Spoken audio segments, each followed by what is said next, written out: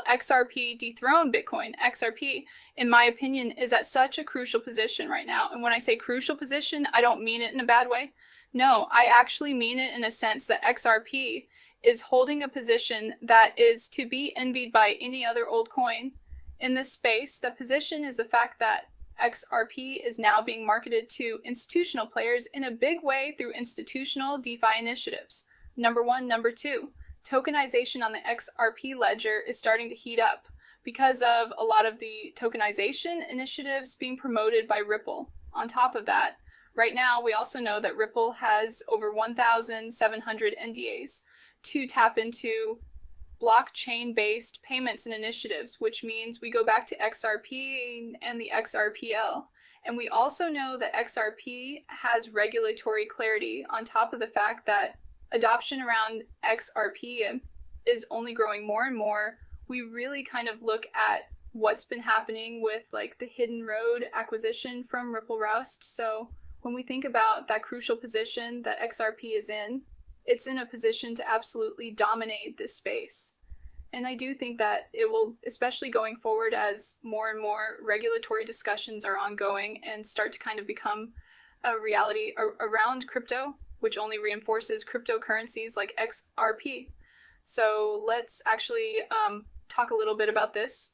We have here from Smoke Dog, remember, XRP only needs the 20x to dethrone Bitcoin. This is documented by Wisdom Tree.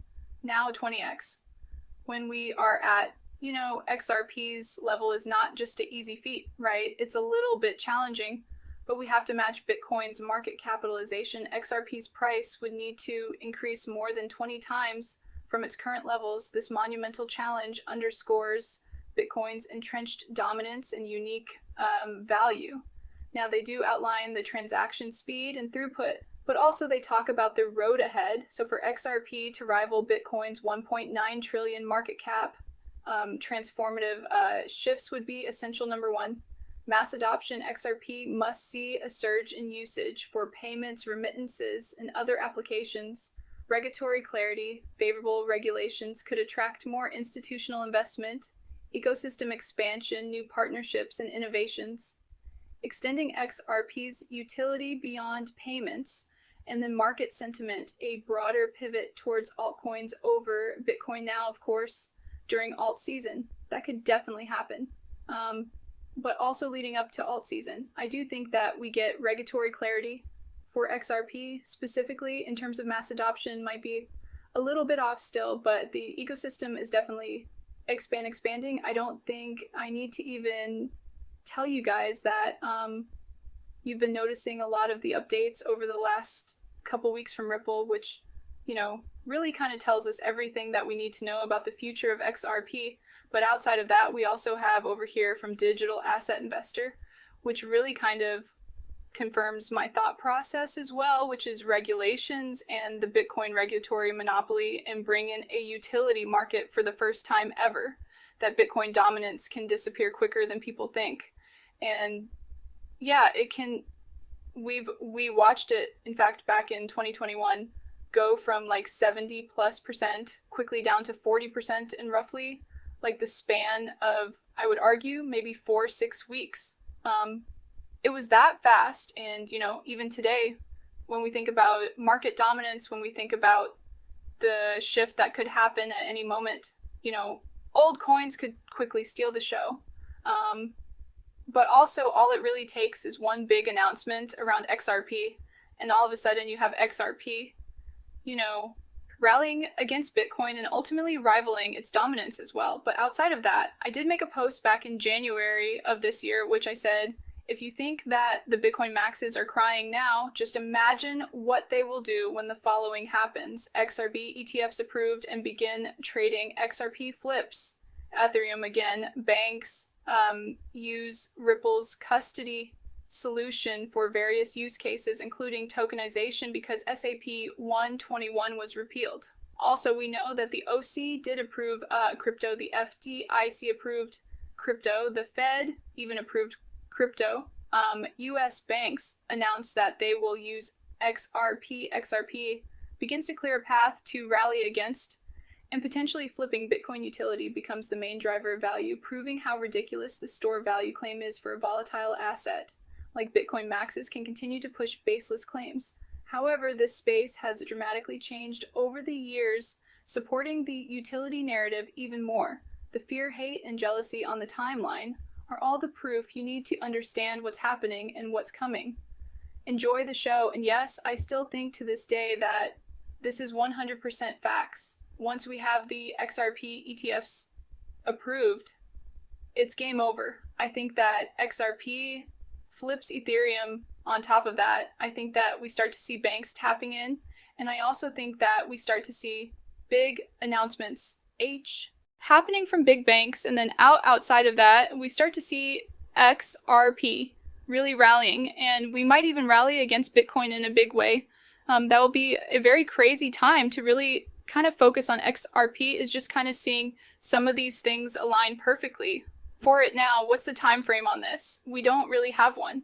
But one thing that is very clear is that specific players from Ripple, like Monica Long, have given us an insight into the fact that they do have a significant amount of institutional players tapping in already. We have Monica Long explains Ripple custody banking partners utilizing their services for tokenization of real-world assets and advising them on their go-to-market strategy. She mentions the payments business to continue being the core of all financial services on-chain. Check this out. So yes, there's the opportunity is there, and it's coming together. I would say the other thing that I get excited about when we talk to our bank customers who are using custody, they really want us to be their partner or advisor in thinking about our real-world asset tokenization. Yeah, it's the buzziest thing right now. But all those use cases, I mean, payments is really foundational to any kind of, if you're going to be trading tokens, purchasing all of it, you need that infrastructure to create liquidity, and then also settlement to move the assets, from account to account. So I think that things that we have built in payments are very foundational for many different use cases that an FI would venture upon. So yes, listen, this is probably one of the biggest things that I've been fully focused on, is the fact that, we are starting to see institutional players more and more interested in the specific things happening around Ripple, like custody or payments, which is all flooding into tokenization. This is all flowing into the tokenization of, essentially everything, which is not just happening on like Ethereum. No, it's happening on the XRP ledger. We know Ripple is fully tapped in on the XRP ledger when it comes to tokenization initiatives, which also leads me back to the 1,700 NDAs. Right, Ripple has signed over 1,700 NDAs. More than 1,700 financial leaders are already building on Ripple for tokenization. XRP is at the core. If you understand it, you're early. If you're holding it, you're ready. Now here we have that survey. Tokenization is here to stay. Of the more than 1,700 finance leaders that took part in Ripple's recent global survey, 72% expect to explore tokenization in the next 3 years, solidifying the technology's place as a cornerstone of innovation. The benefits of blockchain can provide businesses the flexibility needed to capitalize on changing market conditions and access a more diverse set of asset classes. What's crazy about this is, this perfectly aligns with the 1,700 contracts that was outlined within the lawsuit documents. And you think that the 1,700 finance leaders that they interviewed is just a coincidental number that perfectly aligns with the 1,700 contracts? I don't believe so. And these are 1,700 XRP contracts as well. They specifically name them 1,700 XRP contracts. This is very significant. Now, on top of that, we go over here to this video clip, which was on Bloomberg. This is Tukim, CEO Ripple with XRP, is literally helping tokenize everything. This is the first step towards integrating trade finance with DeFi. This is a breakthrough. Everything's going to tokenize on XRP. This reminds me back to Archix's CEO. talking about tokenization on the XRP ledger. Do you guys remember that one where he was talking about 30 to 50 trillion on the XRP ledger, all through RX? Yeah, that's a crazy, crazy statement. But it is something that could definitely happen now. His time frame was a little bit skewed because he said that it was going to happen by the end of this year. I don't think that that's going to happen, but I do think that very soon we are going to start to see the first trillion hit on chain. From that point on, you know, we quickly scale to the tens of trillions of dollars very fast, and it's definitely something that I'm focused on and I'm very excited about, you know, seeing become a reality. But definitely check this out real quick. Use case that you mentioned, because a lot of folks watching probably would have the reaction. The only use case for Ripple and some of these other tokens out there is speculation. So what is the actual use case of XRP? Okay, so XRP, that's absolutely not the case. You can speculate in it because it's out there and trading. But XRP, they started Ripple. And I'm not going to speak for them, okay? But they started Ripple to facilitate transactions, moving money around.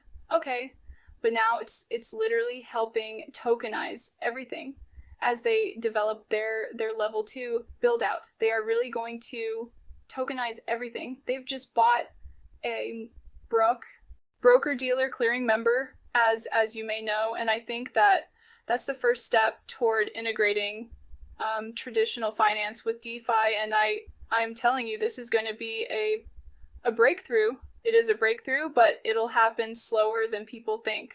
Okay, so the 2x, now of course when he's talking about them tokenizing everything, this aligns with what Archix's, you know, overall goal with the XRP ledger really was. That's what they predicted essentially was, you know, the tokenization of a majority of everything. I mean, 30 to 50 trillion all on the XRP ledger. That's an insane statement. So when we think about this, yay, it could perfectly align if both of these, you know, statements are true. We got to see what really happens over the course of the next, like, roughly, I would say, I don't want to say 12 months, I would say 6 months, to see how things accelerate around tokenization. Because I mean, even here, we're hearing from Tukim CEO saying that, you know, it's going to happen slower than most people anticipate, which, you know, is totally fine. And I think that the conservative outlook is far better than this, like, max bullish outlook. But the fact that we are starting to see these discussions ongoing, and we're starting to see these statements from prominent CEOs, it tells us one thing: XRP is in the spotlight. Tokenization on the XRP ledger is in the spotlight, and Ripple is becoming a big, you know, accelerator of all of this. Now on top of that, we go all the way back to October 15th of last year, where we had at Ripple Swell Graham Rodford, the same individual that said 30 to 50 trillion on the XRP ledger. We think every asset will be on chain. Check this out. What are your thoughts on the technology, you know, aspect of that, and bringing on things like, you know, CSDs into the equation? How do you make these things coexist, but how do you accelerate so you get more benefit? Yeah, that's probably where I'm a bit more bullish on the adoption of these assets. I mean, we think every asset is going to be on chain. This technology benefits the issuer, the infrastructure, the investor for numerous reasons.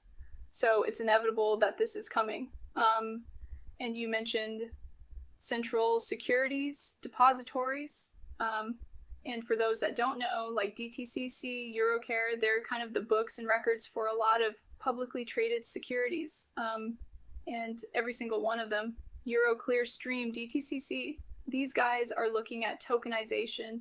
And yeah, this is all moving on chain. These are some of the biggest players out there moving massive amounts of money. They're the giants, and if they're doing it, everyone is going to fall into place. It's kind of like when I said, if you see one big bank like JP Morgan or Citi or Bank of America, if they're going on chain, every single big player is going on chain as well. And I think that The same exact thing is happening here with tokenization. The second that we start to see, one big push around like DTCC, tokenizing on, I just want to say like a random public network, but I don't want to say the XRP ledger, but like Algorand, for example, right? If like we saw, 10 billion hit Algorand tomorrow from the DTCC, every single network would line up. And the same goes for XRPL. This is why I do think that Graham Rodford was so bullish on the XRPL around 30 to 50 trillion, because he said, like, if you have one of these players like the DTCC or even Euroclear or, BlackRock, CK, whatever, you start to see them tokenizing on a public network, it's game over the flood immediately hits. So with that being said, I hope that you guys enjoy this video. If you guys definitely leave a like, subscribe, notifications on, because more free content. You guys are more than welcome to follow me on Twitter and join the free Discord in the description below. And with that being said, guys, this has been Nick. Thanks for watching. Peace out.